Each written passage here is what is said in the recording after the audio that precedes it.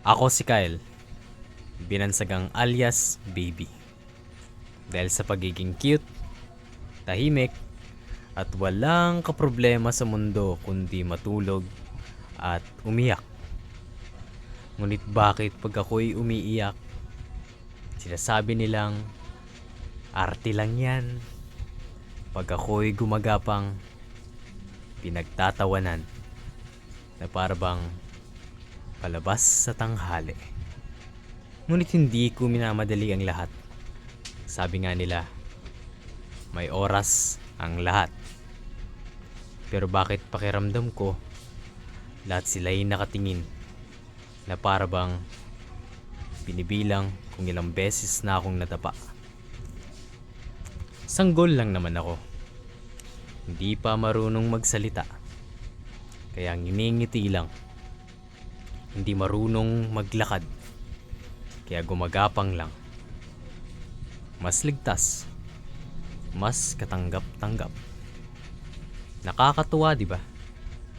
Kapag sanggol ka, okay lang na magkamali. Pero pag nagtagal ka roon, sasabihan kang hindi ka dapat ganyan. May mga kamay na gustong bumuhat, ngunit maraming may gustong magturo. May mga matang nagsasabing ang hina mo naman. Kahit ang hinihingi ko lang naman ay unting pahintulot na magpahinga. Sabi nila, ang sanggol daw ay walang iniisip. Kaya siguro hindi nila napapansin na kahit maliit na katawan, ang bigat ng dinadala niya. Minsan gusto ko na lang tumayo. Minsan gusto kong magsalita.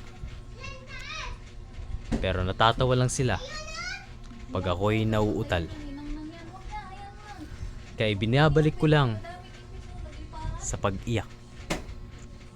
Mas pamilyar. Mas ligtas.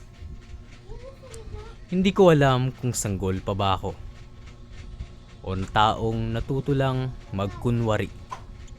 Hindi ko alam kung ako'y lumaki o ayaw lang nilang makita kung paano ako lumaki.